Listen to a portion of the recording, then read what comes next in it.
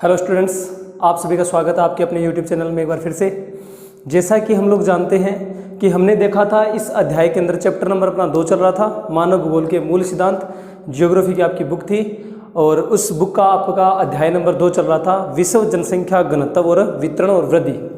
इस प्रकार का करके अपना एक चैप्टर चल रहा था जिसके हमने 2 वीडियो कुछ बना लिए हैं और उनकी डिस्क्रिप्शन भी इस वीडियो के लिंक में मिल जाएगी। अगर आपने नहीं देखे होंगे तो वो आप वहाँ से देख लीजिएगा। उसके साथ में हमने बात की थी विश्व जनसंख्या घनत्व है क्या, विश्व जनसंख्या वितरण है क्या, और उसके बाद में जनसंख्या घनत्व को या उसके वितरण को प्रभावित करने वाले कारकों की बात की थी। मैंने आपको बताया था और ये दावा भी किया था कि इस अध्याय से एक बड़ा आपका निबंधात्मक क्वेश्चन बनकर आएगा कि विश्व जनसंख्या घनत्व को या वितरण को प्रभावित करने वाले कारक कौन से हैं, उनका वर्णन करो, इस प्रकार से आएगा। तो इसलिए मैंने आपका जो 2 नंबर वीडियो डाला हुआ है इस चैप्टर का, इस अध्याय का, उसके अंदर बस उस निबंधात्मक प्रश्न पर बात की थी, हमने उन कारकों पर बात की थी। तो अभी अपने बात करते हैं कि विश्व जनसंख्या के अंदर एक और अपना छोटा सा एक टॉपिक बचा हुआ है इसके अंदर कि वो है कौन सा, जनसंख्या वृद्धि नाम से हमारा कौन सा है अपना जनसंख्या वृद्धि। ये है क्या जनसंख्या वृद्धि, पहले ये देखेंगे, फिर देखेंगे सर इसके रूप क्या है, फिर देखेंगे सर ये कि कितने भागों में बढ़ता है या इसको प्रभावित करने वाले कारक कौन कौन से हैं, या जनसंख्या वृद्धि होती कैसी है। सारा कुछ अपने एक एक करके आराम से समझने का प्रयत्न करते हैं ताकि आपको देखो रट्टा नहीं लगाना, सीधी सी मेन बात ये है कि जियोग्राफी जो आपका सब्जेक्ट है वो प्रैक्टिकल सब्जेक्ट है, आप भी जानते हो अच्छे से, और इसमें रट्टा लगाने की कोई भी चीज़ की कोई भी लेसन की कोई भी अध्याय की छोटी से छोटी परिभाषा का भी रट्टा लगाने की आवश्यकता नहीं है। मैं आपको जितना कोशिश हो सकेगी मेरे से उतना अच्छा एक्सप्लेन करने की कोशिश रहेगी मेरी, ताकि आपको अच्छे से समझ में आ जाए और बिल्कुल भी रट्टा ना लगाना पड़े, ताकि आप आसानी से किसी भी टाइम जो है किसी भी प्रकार की परिभाषा पूछे या निबंधात्मक प्रश्न पूछे या कारक वगैरह या घटक वगैरह कुछ भी पूछे तो आप आसानी से बता सको। अपने नेचुरल जो एग्जाम्पल हैं वही आसपास के एग्जाम्पल उठाकर मैं आपको समझाने की कोशिश करता हूँ। चलिए बात करते हैं अपने जनसंख्या वृद्धि पर। जनसंख्या वृद्धि है क्या, देखो जनसंख्या वृद्धि बोल दो या जनसंख्या परिवर्तन बोल दो, समझने का प्रयत्न करते हैं कि जनसंख्या वृद्धि की परिभाषा क्या दी हुई है हमें। पहले तो कि जनसंख्या वृद्धि है क्या, किसी क्षेत्र में 2 समय अंतरालों के बीच होने वाली जनसंख्या परिवर्तन को क्या कहा जाता है, जनसंख्या वृद्धि कहा जाता है। शायद अच्छे से समझ में नहीं आई, अब इसको करते अपने एक्सप्लेन थोड़ा कि किसी क्षेत्र में, कोई अक्षेत्र यानी कि कोई जगह की बात हो रही है कि कोई जगह है उसमें 2 समय अंतराल हैं, समय अंतराल कितने हैं 2, और अक्षेत्र है कोई विशेष, उसमें जो जनसंख्या में परिवर्तन होता है। देखो आपको एक एग्जाम्पल से समझाता हूँ, पहले वापस से फिर परिभाषा पर आएंगे। एग्जाम्पल लेते हैं, जैसे मान लेते हैं 1950 का दशक था, या मान लेते हैं 2010 का दशक है, 2020 का दशक है, कोई आंकड़ा मान लेते हैं, कोई वर्ष का मान लेते हैं। तो यहाँ पर बोला है कि कोई क्षेत्र है और उसके बाद में 2 समय अंतराल होने चाहिए। तो पहली बात तो ये कि कोई क्षेत्र ले लो आप, कोई भी XYZ, जैसे मान लेते हैं श्री गंगानगर जिला मान लो, या राजस्थान मान लो, या उत्तर प्रदेश मान लो, या इंडिया मान लो, या आपका चीन मान लो, या कुछ भी XYZ, जो भी आप कोई क्षेत्र मान लो या देश मान लो, जिला मान लो, तहसील मान लो, कुछ भी मान सकते हो, गाँव मान लो, कस्बा मान लो, शहर मान लो। इस प्रकार से हमने जैसे बात कर ली, इंडिया की बात कर लेते हैं हम लोग, अपने देश की बात कर लेते हैं कि भाई भारत के अंदर, यह बात कर लेते हैं राजस्थान की, चलो राजस्थान की बात कर लो या भारत की बात कर लो कि भाई भारत के अंदर 2010 में पॉपुलेशन 6 करोड़ थी, या इस प्रकार से एक आंकड़ा मान लेते हैं कि पॉपुलेशन कितनी थी, 6 करोड़ थी, या मान लेते हैं 5.5 करोड़ थी, मान लेते हैं एक बार के लिए कि 2010 में यह आंकड़ा था, और 2015 के अंदर उस जनसंख्या में क्या हुआ, बढ़ोतरी हुई। 2010 में मान लेते हैं कि 5.5 करोड़ थी या 550 करोड़ थी, या इस प्रकार से कुछ मान लेते हैं, और जो अपना आपका 2015 का दशक है उसमें आपकी जो 50 करोड़ की वृद्धि होगी। इस प्रकार से कोई एक एग्जांपल मान रहे हैं हम लोग, जैसे जनसंख्या हमने मानी 550 करोड़ थी 2010 में, तो 2015 के अंदर जनसंख्या हो गई 600 करोड़, यानी कि 6 अरब जनसंख्या होगी। अब समझने का प्रयत्न ये करते हैं कि 2010 का जो आंकड़ा था वहाँ पर जनसंख्या 550 करोड़ थी, अब 2015 में, यानी कि देखो 2 समय आ गए ना, पहले समय आया, समय अंतराल क्या आया 2010 का, और अब समय अंतराल कितने का आ रहा है 2015 का, मतलब कि 2 समयों की बात हो रही है। जब 2 समय अंतराल हो, यानी कि अंतराल मतलब बीच में दूरी, समय के बीच की दूरी, यानी कि 2010 से लेकर 2015 तक की जो बीच की समय की दूरी है, उस बीच की समय की दूरी के अंदर जनसंख्या बढ़ी है या जनसंख्या कम हुई है।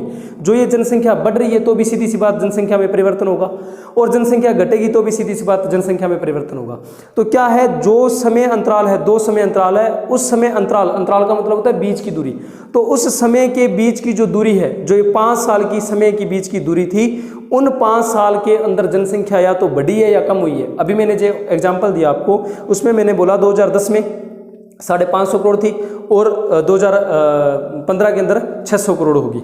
तो अब ये क्या हुआ कि इन 5 सालों की दूरी के अंदर जनसंख्या कितनी बढ़ गई, आपकी 50 करोड़ जनसंख्या बढ़ गई है। तो इस प्रकार से अब जनसंख्या बढ़ी है, मान लेते इसकी जगह जनसंख्या कम हो, तो चाहे जनसंख्या बढ़े चाहे जनसंख्या कम हो, 2 समय अंतराल और कोई एक क्षेत्र विशेष, उसी एक क्षेत्र की पहले बात करनी है, उसी क्षेत्र की बाद में बात करनी है। हम लोग अभी एग्जाम्पल में अगर भारत की बात करें थे 2010 में, तो 2015 में भी भारत की ही बात करेंगे। ऐसे नहीं कि चीन का आंकड़ा उठाकर बैठ जाएंगे 2015 में, 2010 में तो भारत की जनसंख्या इतनी थी और 2015 में चीन की जनसंख्या इतनी होगी। नहीं भाई, ये गलत माना जाएगा। अपने को क्या ध्यान रखना है, समय अंतराल 2 होने चाहिए लेकिन अक्षेत्र एक ही रहना चाहिए। अक्षेत्र पहले भी वही होना चाहिए, चाहे आपका देश है, चाहे आपका शहर है, चाहे आपका राज्य है, चाहे आपकी तहसील, चाहे गांव, ढाणी, कस्बा, कुछ भी, अक्षेत्र वही, लेकिन जो समय है वो 2 होने चाहिए, यानी 2 समय अंतराल होने चाहिए, यानी उन समयों के बीच में कुछ दूरी होनी चाहिए, कुछ अंतर होना चाहिए, कुछ वर्ष का टाइम होना चाहिए। तो क्या है, 2 समय अंतराल के बीच में जो जनसंख्या में परिवर्तन होता है, यानी जनसंख्या या तो बढ़ रही है या क्या हो रही है, कम। तो जो जनसंख्या में परिवर्तन होता है, या तो जनसंख्या बढ़ रही है या क्या हो रही है, जनसंख्या कम हो रही है। तो या तो बढ़ने को प्लस से दर्शा दो और कम होने को माइनस से दर्शा दो। तो या तो जनसंख्या बढ़ रही है या जनसंख्या क्या हो रही है, कम हो रही है। तो इस जो परिवर्तन हो रहा है, इस परिवर्तन को ही क्या कहते हैं, जनसंख्या वृद्धि कहते हैं। तो शायद आपको परिभाषा समझ में आएगी, दोबारा एक्सप्लेन कर देता हूँ। जनसंख्या वृद्धि, ये वृद्धि शब्द का ही दूसरा अर्थ क्या है, परिवर्तन। एग्जामिनर आपको कंफ्यूज करने के लिए जनसंख्या वृद्धि की परिभाषा न पूछ करके जनसंख्या परिवर्तन की परिभाषा पूछ ले तो भी यही परिभाषा रहेगी। यानी कि वृद्धि का ही दूसरा नाम क्या है, परिवर्तन है। वृद्धि का मतलब क्या होता है, अगर बढ़ रही है तो भी परिवर्तन हो रहा है, और वृद्धि का मतलब घट रही है तो भी परिवर्तन हो रहा है। यहाँ पर परिवर्तन से लेना है। यहाँ पर वृद्धि का अर्थ, वृद्धि वैसे तो क्या होता है कि कोई भी चीज़ में वृद्धि का मतलब होता है क्या, बढ़ोतरी से होता है भी, उस चीज़ में बढ़ोतरी होना। कोई भी चीज़ ले लो XYZ, वृद्धि का मतलब क्या होता है, उस चीज़ में बढ़ोतरी होना, चाहे हाइट है व्यक्ति की, चाहे कोई सामान का वजन है या कुछ भी XYZ। हाँ, तो वृद्धि का मतलब क्या होता है, बढ़ना होता है। लेकिन यहाँ पर वृद्धि का मतलब अर्थ जो है किससे लिया गया है, परिवर्तन से लिया गया है। तो ये समझना कि किसी भी अक्षेत्र में 2 समय अंतरालों के बीच में होने वाला जो परिवर्तन है वो ही क्या कहलाएगा, आपका जनसंख्या वृद्धि कहलाएगा। शायद परिभाषा तो अच्छे से समझ में आ गई होगी। बात कर लेते हैं, ये कितने रूपों में प्रकट पूछे जाएंगे आपसे, 2 रूप। कि जनसंख्या वृद्धि को प्रकट करने के कितने रूप है, 2 रूप है। इनको समझना जरा कि प्रकट करने के 2 रूप किस प्रकार से हैं। एक तो आपका लिखा हुआ है कि निरपेक्ष संख्या, और दूसरा कौन सा लिखा हुआ है, प्रतिशत। अब समझना, यहाँ पर आपके 2 क्वेश्चन बन रहे हैं मैथ के। जैसे हमारा जनसंख्या घनत्व के टाइम बना था कि जनसंख्या घनत्व क्या होता है, या आपसे आंकड़ा देकर के मैंने आपको पहले लेक्चर में एक सवाल करके दिखाया था, वैसा सवाल आ जाता है बोर्ड में, सीधा का सीधा आता है और 2 नंबर का पूछ लिया जाता है। तो वो थोड़ा ध्यान में रखना। उसी प्रकार के 2 क्वेश्चन और बन रहे हैं, 2 सवाल और बन रहे हैं यहाँ पर मेथड के अकॉर्डिंग। तो वो क्या है, आपसे पूछा जाएगा सीधा कि निरपेक्ष संख्या क्या है, परिभाषा लिखिए। तो यूँ मत कन्फ्यूज होना कि सर ये निरपेक्ष संख्या क्या है, हमने तो पढ़ा नहीं है या हमें पता नहीं है परिभाषा का। या पूछ लिया जाए, कोई आंकड़ा देकर के पूछ लिया जाए कि निरपेक्ष संख्या ज्ञात करो, तो यूँ घबराना मत कि निरपेक्ष संख्या क्या है, पता ही नहीं है, अब ज्ञात कैसे करें, आंकड़ा आ गया, ये तो सवाल आ गया, ये तो मैथ का सवाल आ गया। तो ध्यान में रखना कैसे है कि निरपेक्ष संख्या जब भी पूछी जाती है तो बाद की पॉपुलेशन में से पहले की पॉपुलेशन घटा दी जाती है। मैं आपको क्या समझा रहा हूँ कि जो बाद की जनसंख्या होती है, उसमें से पहले की जनसंख्या को घटा दिया जाता है। जैसे हमने अभी आंकड़ा लिया था, अभी मैंने आपको बताया था, जैसे कि माना था हमने, जैसे कि भी 2010 का आंकड़ा लिया था, वहाँ पर कितना था सर, 2010 का आंकड़ा लिया था, वहाँ पर कितना था, 550 करोड़, और 2015 का लिया था, वहाँ पर कितना था, 600 करोड़। अब यही दोबारा से देकर आपसे पूछ लिया जाएगा कि निरपेक्ष संख्या ज्ञात करो। या बात कर लेते हैं इस पर, एक छोटा सा आंकड़ा और ले लेता हूँ मैं। मान लेते हैं कि पहले जनसंख्या थी किसी गांव, ढाणी, कस्बे की, शहर की या कस्बे की, छोटे से गांव की पहली जनसंख्या कितनी मान लेते हैं, 1000। बाद की जनसंख्या बढ़ी और बढ़ने पर कितनी होगी, 1500 मान लेते हैं, एक वक्त के लिए मान लेते हैं। तो बाद की जनसंख्या कितनी होगी, 1500। पहले की जनसंख्या कितनी थी, 1000। अब आपको पूछ लिया जाए निरपेक्ष संख्या ज्ञात कीजिए, तो कैसे ज्ञात करना है, आपको छोटा सा सूत्र में ध्यान में रखना है निरपेक्ष संख्या का, कि बाद की जनसंख्या, बाद की पॉपुलेशन में से पहले की जनसंख्या, पहले की पॉपुलेशन को घटा देना है, तो वो जो आंसर आएगा उसे बोलते हैं निरपेक्ष संख्या। परिभाषा भी यूं ही लिख सकते हो कि बाद की, यानी कि जो भी आपको समय अंतराल दिया जाए, बाद के समय या दूसरे समय अंतराल में से पहले समय अंतराल की जनसंख्या को कम कर देना, घटा देना ही क्या कहलाता है, निरपेक्ष संख्या कहलाता है। यानी कि जनसंख्या वृद्धि का रूप कौन सा है? निरपेक्ष संख्या। समझ में आया होगा कि बाद की पॉपुलेशन में से, बाद की जनसंख्या में से पहले की जनसंख्या को घटा देना क्या कहलाता है? आपका निरपेक्ष संख्या कहलाता है। अब जैसे इसको घटा लें तो हमारे पास में आंसर क्या निकल करके आएगा? 500। तो ये जो 500 है, इस प्रकार का कोई आंकड़ा आपसे दे दिया जाए तो आप इस प्रकार बता सकते हो कि बाद की पॉपुलेशन में से पहले की पॉपुलेशन घटा देना, जो निकल करके आए वो आपकी निरपेक्ष संख्या होगी। इस प्रकार तो आपको करना है सवाल, ये लगा सकते हो आप सूत्र कि बाद की जनसंख्या या दूसरे वर्ष का या दूसरे समय अंतराल की जनसंख्या माइनस पहले समय अंतराल की जनसंख्या।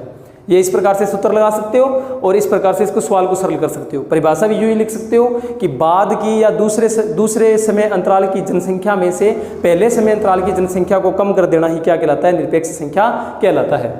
और दूसरी चीज हमें ध्यान में क्या रखनी है, इसका दूसरा रूप कैसे पूछा जा सकता है? या तो सीधी पूछ ली जाएगी कि निरपेक्ष संख्या ज्ञात करो, या उसको कैसे पूछ लिया जाएगा कि निरपेक्ष संख्या को प्रतिशत के रूप में ज्ञात करो। ये तो समझ में आया होगा। सीधा ज्ञात करना हो तो बाद वाली में से पहली वाली घटा लेनी है, जो आंसर आए वो निरपेक्ष संख्या हो जाएगा। और अगर आपको इसको प्रतिशत के रूप में पूछ लिया जाए कि निरपेक्ष संख्या प्रतिशत के रूप में व्यक्त करो, दूसरा रूप जो है कैसे करोगे? इतना काम तो वही करना है, बाद की पॉपुलेशन, P2 का मतलब है बाद की जनसंख्या, P1 का मतलब है पहले की जनसंख्या। तो बाद की जनसंख्या में लिख देता हूं याद रखने के लिए, बाद की पॉपुलेशन को P2 बोलते हैं, पहले की पॉपुलेशन को P1 बोलते हैं। इस सूत्र के अकॉर्डिंग बाद की पॉपुलेशन को P2 और पहले की पॉपुलेशन को P1। तो P2 में से P1 घटाया बटा में P1 गुणा में 100। आप जानते हो कि प्रतिशत निकालने के लिए 100 से गुणा किया जाता है। कोई भी संख्या को 10वीं मैथ में आपने पढ़ा था, प्रतिशत निकालने के लिए 100 से गुणा किया जाता है। तो बाद की पॉपुलेशन में से पहले की पॉपुलेशन को घटा देना और बटा में पहले की पॉपुलेशन लिख करके गुणा में 100 लगा करके उसको सॉल्व कर लेना, आपका आ जाएगा जो भी आंकड़ा निकल करके आएगा। जैसे मैं इसी सवाल पर अगर बात करूं, अगर इसको हमने सोल्व करना होता है इसके अकॉर्डिंग, मैं थोड़ा इधर सॉल्व करके भी दिखा देता हूं आपको कि P2 माइनस P1, P2 हमारे पास में क्या है? बाद वाली कितनी है? 1500 माइनस P1, P1 क्या है हमारी? 1000 बटा में कितना है हमारे पास में? P1 यानी कि 1000 और गुणा में कितना है? 100। अब घटाएंगे तो ये घटेगा 500 आएगा और बटा में क्या आएगा? 1000 और गुणा में कितना आएगा? 100। इसको सरल कर रहा हूँ मैं यहाँ पर। तो 500 को 100 से गुणा करेंगे तो कितना आ जाएगा? 50,000 बटा में कितना आ जाएगा? 100। बटा में क्या आ जाएगा? 1000 बटा में क्या आ जाएगा? 1000 100 नहीं, बटा में 1000 आ जाएगा। तो 3 0 से 3 0 काट देंगे, कितना आएगा? 50 और प्रतिशत निकाला है तो 50%, यानी कि निरपेक्ष संख्या प्रतिशत हमारी कितनी निकल गई? 50%। आप इस प्रकार से सवाल को भी सोल्व कर सकते हो। मैंने आपको क्वेश्चन भी सोल्व करके बता दिया है। अगर आपसे इस प्रकार से सवाल पूछा जाए तो चांस है पूछने के।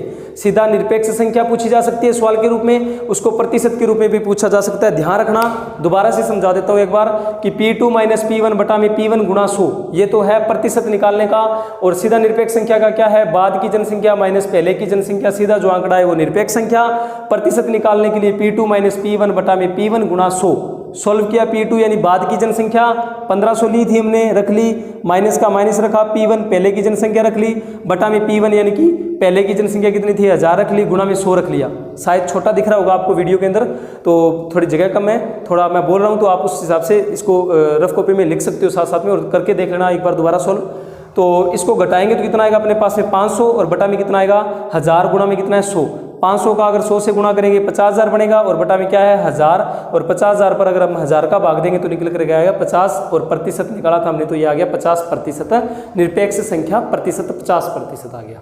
क्या समझ में आया यहाँ तक? अगर अच्छे से समझ में आ रहा है तो आप एक काम कीजिएगा, कमेंट बॉक्स में कमेंट डालकर मेरे को जरूर बताइएगा कि आपको सवाल भी समझाए हुए समझ में आ रहे हैं और उसके साथ साथ में परिभाषा वगैरह, बड़ा रूप, प्रश्न का छोटा रूप, हर एक प्रकार से समझ में आ रहा है। आप कमेंट करके यस या नो में जरूर बताइए करेगा।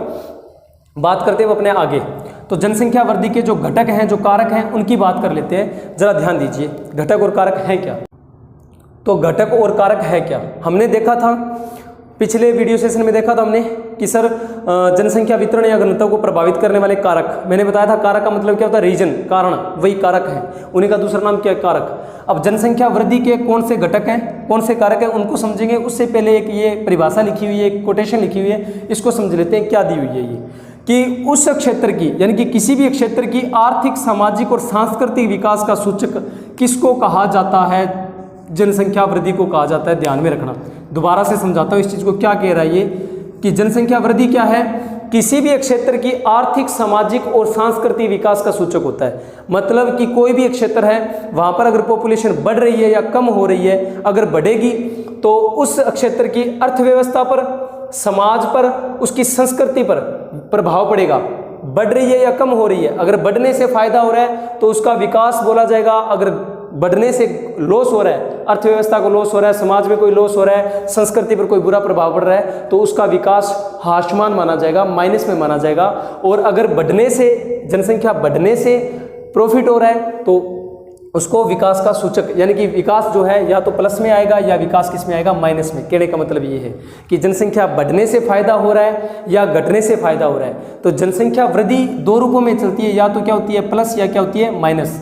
जनसंख्या वृद्धि का मतलब हमेशा नहीं होता कि बढ़ेगी। देखो जनसंख्या वृद्धि की मैंने परिभाषा बताई कि जनसंख्या वृद्धि क्या है, कोई भी एक क्षेत्र है उसमें दो समय अंतरालों में जनसंख्या के बीच में जो परिवर्तन होता है, मैंने समझाया था कि परिवर्तन धनात्मक भी होता है और परिवर्तन ऋणात्मक भी। कई बार जनसंख्या बढ़ती भी और कई बार जनसंख्या घटती भी है। कोई अकाल वगैरह पड़ जाए, कोई सूखा वगैरह पड़ जाए, या कोई महामारी आ जाए, जैसे अभी कोरोना काल का टाइम निकला था तो जनसंख्या में काफ़ी प्रभाव पड़ा था, थोड़ा पॉपुलेशन पर रुकावट सी आ गई थी, पॉपुलेशन कम हुई थी इस हिसाब से। तो क्या है कि जनसंख्या वृद्धि धनात्मक होती है और जनसंख्या वृद्धि ऋणात्मक होती है। ध्यान रखना, आपको दो चीज़ भी ये भी याद में रखनी है कि जनसंख्या वृद्धि के ये दो रूप है प्रकट करने के, तो दो रूप है, लेकिन जनसंख्या वृद्धि होती कितने भागों में, तो जनसंख्या वृद्धि दो भागों में होती है। एक होती है धनात्मक भाग और एक होता है ऋणात्मक भाग। मतलब जनसंख्या वृद्धि अगर बढ़ रही है तो उसको बोलेंगे जनसंख्या का धनात्मक वृद्धि, यानी कि उससे बोलेंगे धनात्मक जनसंख्या वृद्धि। और अगर जनसंख्या घट रही है दो समय अंतरालों में तो उसे बोलेंगे जनसंख्या ऋणात्मक वृद्धि। थोड़ा समझना कि जितना कुछ मैं बोल रहा हूँ इतना बोर्ड पर लिखना पॉसिबल नहीं है, तो आप आराम से वीडियो को रोक करके या दोबारा प्ले करके अपने नोट्स वगैरह अच्छे से बना लीजिएगा। लेकिन जितना कुछ आपको समझाने का प्रयत्न किया जा रहा है उसमें से सिंगल क्वेश्चन भी बाहर नहीं आएगा। तो मैं आपको अभी एक दो दिनों के बाद में एक वीडियो सेशन लेके आऊँगा जिसके अंदर जो पहले मैंने जितना भी बच्चों को पढ़ाया है उसका रिकॉर्ड आपके सामने प्रदर्शित करूँगा कि किस प्रकार से मैंने उनको नोट्स वगैरह बनवाए थे और उनका स्कोर जो है, आंकड़ा जो है क्या रहा हुआ है, ताकि आपको भी कुछ कॉन्फिडेंस हो कि हाँ भाई सर के द्वारा जो करवाया जा रहा है वो अच्छा होगा और उसमें आप मेरे पर भी विश्वास कर सको और अच्छे से पढ़ सको। ध्यान दीजिए वापस से कि अगर जनसंख्या प्लस हो रही है तो उसकी अर्थव्यवस्था पर, समाज पर, संस्कृति पर प्रभाव पड़ेगा, यानी या तो उसका विकास बढ़ेगा, यानी कि अर्थव्यवस्था बढ़ेगी, समाज के अंदर विकास होगा, संस्कृति का विकास होगा, या कम होगी। यानी कि ये विकास के सूचक किस पर टिके हुए हैं, जनसंख्या वृद्धि पर टिके हुए हैं। आपको ये दिमाग में रखना है कि किसी भी क्षेत्र की आर्थिक, सामाजिक, सांस्कृतिक विकास का सूचक, छोटा क्वेश्चन पूछा जा सकता है कि किसी भी क्षेत्र की आर्थिक, सामाजिक और सांस्कृतिक विकास का सूचक किसे माना जाता है, तो किसे माना जाता है, जनसंख्या वृद्धि को माना जाता है।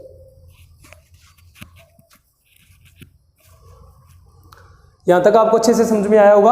बात कर लेते हैं कुछ आगे और। अब जनसंख्या वृद्धि के जो घटक है, जो कारक है, इनकी बात कर लेते हैं कि इसके घटक कितने रूप हैं। तो इसके घटक के तीन रूप हैं। एक नंबर है जनसंख्या वृद्धि का एक नंबर है जो जन्म दर, दो नंबर जो है मृत्यु दर और तीन नंबर जो है प्रवास। समझना क्या कह रहा है ये। मैंने लिखा है जनसंख्या वृद्धि के घटक यानी कारक। अब जनसंख्या बढ़ती किन कारणों से, तो उसको समझ लेते हैं। ध्यान देना, जन्म दर, मृत्यु दर और प्रवास। पहले तो इनकी परिभाषा समझिए, इनकी कोटेशन समझिए, इनके सूत्र वगैरह, फॉर्मूले वगैरह समझिए, क्या क्या चीज़ें लिख रखी है मैंने वो समझिए। फिर उसके बाद में पढ़ेंगे कि ये इनको कारक क्यों माना गया है जनसंख्या वृद्धि का, उन पर भी बात करेंगे अपने।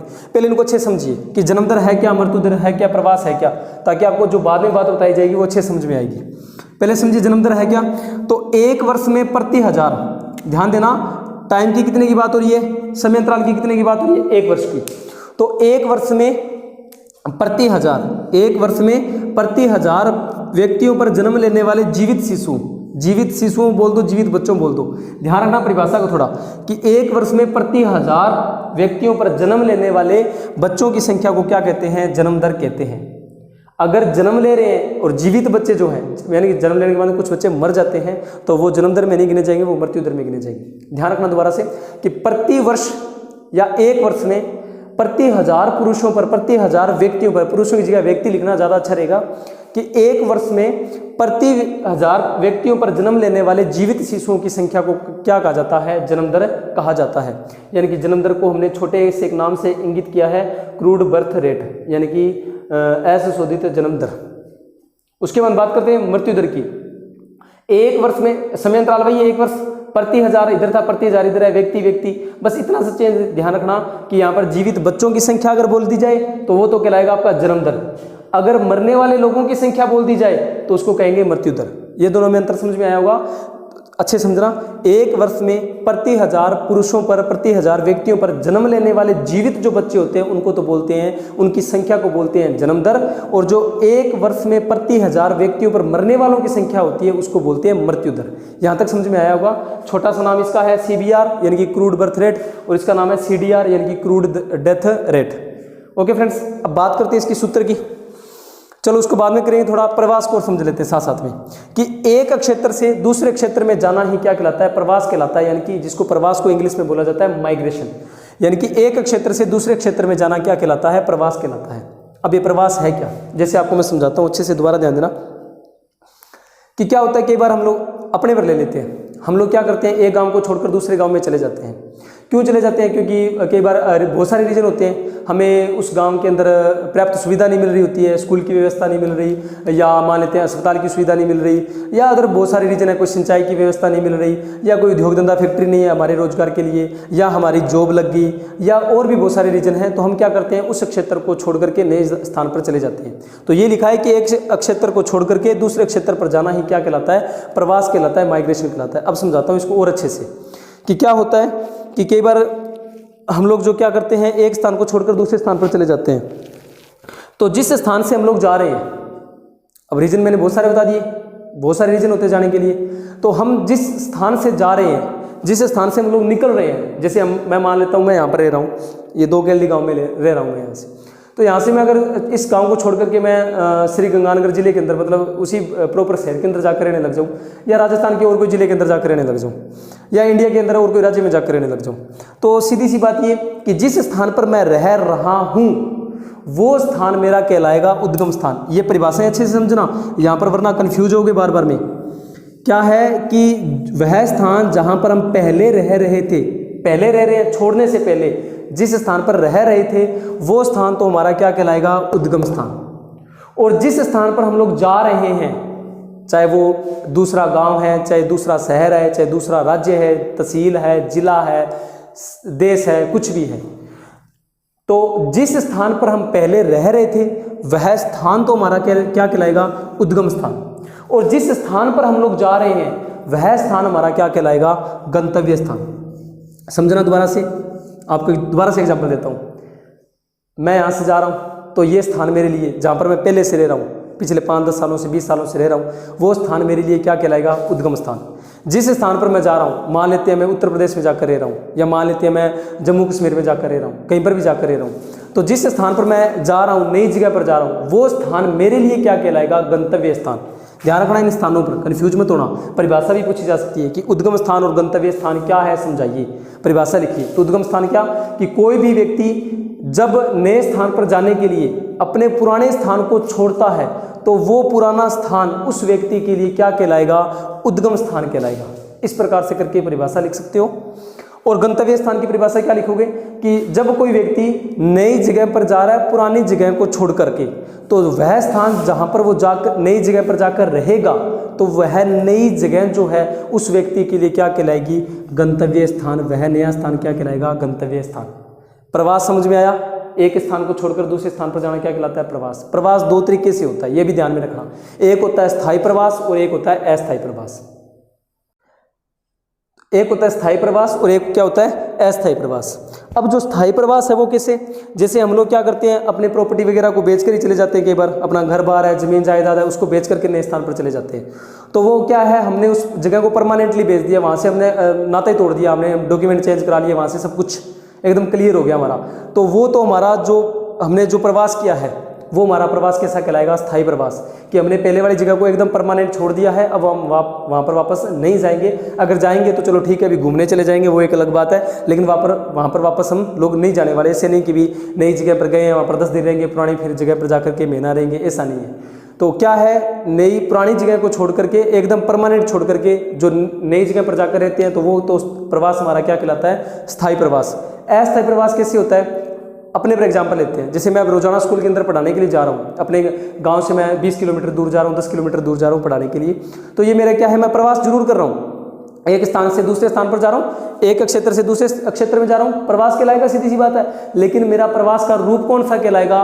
तो मेरा प्रवास का रूप कहलाएगा अस्थायी प्रवास, क्योंकि मैं अपने घर को छोड़कर तो जा रहा हूँ, लेकिन मैं 5 घंटों के लिए 7 घंटों के लिए जा रहा हूँ, मैं शाम को वापस अपने घर पर लौट आऊँगा। तो ये मेरा प्रवास जो क्या है, अस्थायी प्रवास है। मैं जा रहा हूँ, आ रहा हूँ, मैं प्रवास तो कर रहा हूँ लेकिन अस्थायी है। ऐसे नहीं कि मैं वहाँ पर जाकर के स्थायी रूप से रहने लग जाऊँगा, इस स्थान को मैं छोड़ दूंगा। ये भी स्थान है मेरा और वो भी नया स्थान भी मेरा ही हो गया है, क्योंकि मैं वहाँ पर जाकर के 7-8 घंटे 10 घंटे पढ़ा करके आ रहा हूँ। तो इस प्रकार से तो प्रवास के 2 रूप याद रखना, स्थायी प्रवास और अस्थायी प्रवास। स्थायी प्रवास यानी कि परमानेंटली जगह को छोड़ देना, अस्थायी प्रवास यानी कि कुछ घंटों के लिए, कुछ दिनों के लिए, कुछ महीनों के लिए। जैसे कई बार रोजगार के चक्कर में हमारे परिवार वाले या फिर हमारे आस पड़ोस के अंदर, या फिर कई बार देखते हो कि हम लोग 6 महीने के लिए, 4 महीने के लिए, साल भर के लिए, तो क्या है कि अपने घर बार छोड़कर चले जाते हैं और नई जगह पर जाकर के रोजगार कर लेते हैं, और बाद में हम लोग जो है हमारे घर के हालात वगैरह सुधर जाए या हमारे गाँव के अंदर जो सूखा वगैरह पड़ा था वो वापस से ठीक हो जाए, फसलें वगैरह होने लग जाए, तो हम हमारे गाँव के अंदर शहर में वापस आकर के रहने लग जाए और वहाँ पर वापस अपना जो है जो पहले जो कार्य करे थे वापस अपना कार्य करने लग जाए, यानी वहाँ पर जीवन यापन करने लग जाए।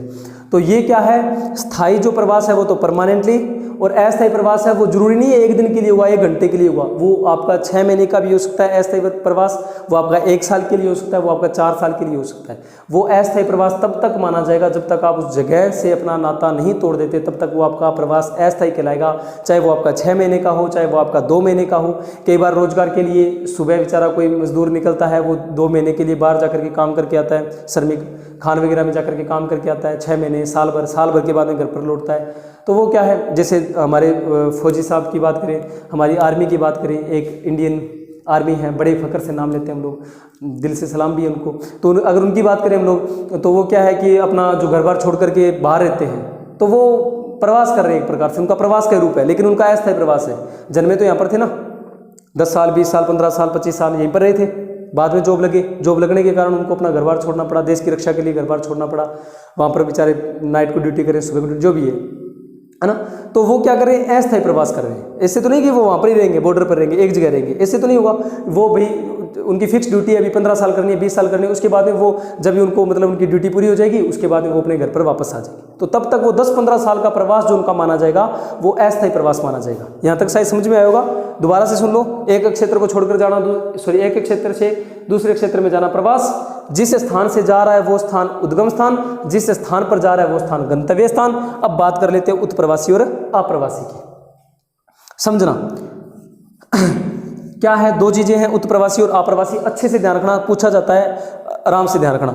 उत्प्रवासी क्या होता है कि हम लोग जिस स्थान से जा रहे हैं, तो वो स्थान पूछा जाए, यहाँ पर थोड़ा सा कंफ्यूज मत होना, जिस स्थान को छोड़कर जा रहे हैं वो स्थान पूछा जाए कि स्थान क्या कहलाएगा, तो क्या कहलाएगा, उद्गम स्थान। लेकिन पूछा जाए उस स्थान के लोगों के लिए हम क्या कहलाएंगे। जैसे मैं ये गांव छोड़कर जा रहा हूं, तो यहाँ के इस गांव के लोगों के लिए मैं क्या कहलाऊंगा, उत्प्रवासी। क्या कहलाऊंगा, उत्प्रवासी। इस गांव के लोगों के लिए, यानी कि जहां पर मैं रह रहा हूं, यहां से छोड़कर जा रहा हूं, तो यहाँ के लोगों के लिए मैं क्या कहलाऊंगा, उत्प्रवासी। और जिस जगह पर जाकर मैं रहूंगा वहां के लोगों के लिए मैं क्या कहलाऊंगा, अप्रवासी। इसको थोड़ा इस प्रकार याद रखना। ऊ का मतलब ऐसे ट्रिक बना लेना, ऊ का मतलब ऊर्जा, ऊर्जा मतलब चला जा, ऊर्जा मतलब चला जा, यानी कि क्या कि उस स्थान से चला जा, ऊर्जा मतलब चला जा, यानी कि उस स्थान के लोगों के लिए क्या कहलाएंगे, उत्प्रवासी। और आ से याद रखना भी आजा, यानी कि नए स्थान वाला पुकारे भी आजा। तो नया जो जगह है, नई जो जगह है, नया जो गंतव्य स्थान हमारा, उस स्थान के लोगों के लिए हम लोग क्या कहलाएंगे, अप्रवासी। परिभाषा कैसे बताओगे कि जब व्यक्ति जो है कोई भी कारण, कोई भी रीजन लिख सकते हो, न भी लिखो, सीधा बोल सकते हो। जब व्यक्ति अपने उद्गम स्थान को छोड़ करके नए स्थान पर जाकर रहता है, तो वहां उद्गम स्थान के लोगों के लिए वो क्या कहलाएगा, उत्प्रवासी। और वह गंतव्य स्थान, वह नया स्थान जहां पर जाकर वो रहेगा, उस स्थान के लोगों के लिए वो क्या कहलाएगा, अप्रवासी। लोगों के लिए कहलाएगा। देखो, हमारे लिए वो स्थान जिसको छोड़ रहे हैं उद्गम स्थान, जहां पर जा रहे हैं वो गंतव्य स्थान। जिस स्थान को छोड़ रहे हैं वहां के लोगों के लिए उत्प्रवासी, जहां पर जाकर के रह रहे हैं वहां के लोगों के लिए अप्रवासी। यहां तक अच्छे समझ में आया होगा। प्रवास को अच्छे से मैंने एक्सप्लेन कर दिए, आपके मेरे हिसाब से कोई दिक्कत रही नहीं होगी। हर एक को परिभाषा को बता दिया अच्छे से, आपको इसको सेट तरीके से बता दिया, ट्रिक वगैरह से थोड़ा जोड़कर भी मैंने बता दिया, कोई दिक्कत तो नहीं आई होगी। बात कर लेते इस जन्म दर मृत्यु दर की, और ये भी समझते हैं कि इनको कारक क्यों माना गया, इनके घटक क्यों माना गया है, तो थोड़ा ध्यान दीजिए। ध्यान दीजिए कि जन्म दर हमने पढ़ा था, 1 वर्ष में प्रति 1000 पुरुषों पर व्यक्तियों पर जन्म लेने वाले जीवित बच्चों को संख्या को क्या कहते हैं? जन्म दर। मरने वालों की संख्या को क्या कहते हैं? मृत्यु दर। मरने वालों की संख्या क्या कहलाएगी? मृत्यु दर। और जन्म लेने वालों की संख्या क्या कहलाएगी? जन्म दर। आंकड़ा वही रहेगा, टाइम पीरियड वही रहेगा, 1 वर्ष, यहाँ पर प्रति 1000, यहाँ पर भी प्रति 1000, यहाँ पर जीवित हैं और यहाँ पर क्या है? मरने वाले हैं। मरने वाले हैं तो मृत्यु दर और जन्म लेने वाले हैं तो जन्म दर। क्रूड बर्थ रेट और CDR यानी कि क्रूड डेथ रेट। अब समझिए ये BI, ये थोड़ा सूत्र और समझ लीजिए, बाकी आज के चैप्टर में हम इतना ही करेंगे, थोड़ा इस सूत्र को और समझ लीजिए एक बार कि BI का मतलब यहाँ पर क्या लिया गया है? BI यहाँ पर लिख देता हूँ, BI का मतलब लिया गया है जीवित बच्चों की संख्या से, जीवित बच्चों की संख्या, जीवित बच्चों की संख्या, ये किसको दर्शाएगी? BI को। और P का मतलब पॉपुलेशन, P का मतलब पॉपुलेशन यानी कि जनसंख्या आपकी, P का मतलब पॉपुलेशन यानी कि आपकी जनसंख्या। और गुणा में 1000 क्यों लगाया है? क्योंकि बात कितने की जा रही है? प्रति 1000 की, तो इसलिए 1000 लगाया। वहाँ पर परसेंटेज की बात हो रही थी तो वहाँ पर 100 लगाया था हमने। इसी प्रकार CDR के अंदर इस D का मतलब हम लोग किससे लेंगे? D का मतलब लेंगे मरने वालों की संख्या से, डेथ मतलब मरने वालों की संख्या, मरने वालों की संख्या, मरने वालों की संख्या D को इंगित करेगी। और ये P का मतलब वही पॉपुलेशन को इंगित करेगा, जनसंख्या को इंगित करेगा, कुल जनसंख्या को, इस जनसंख्या को बोल सकते हो। तो ये 2 सूत्र याद रखना। बाकी इन सूत्र पर एक एक सवाल बना करके मैं अच्छे से समझा दूंगा कि जन्म दर, अगर आपको आंकड़ा दे दिया जाए और पूछ लिया जाए कि जन्म दर बढ़ी है कम हुई है, आप सवाल के द्वारा समझाइए, तो इस पर और इस पर और इस प्रवास पर भी, और इसका तो मैंने आपको प्रकट करने वाले 2 रूपों पर तो आपको मैंने ये सवाल भी ले लिया था, इसको भी अच्छे समझा दिया। इन पर जो क्वेश्चन बनेंगे वो आगे वाले वीडियो सेशन में हम लोग देख लेंगे किस प्रकार से बनेंगे।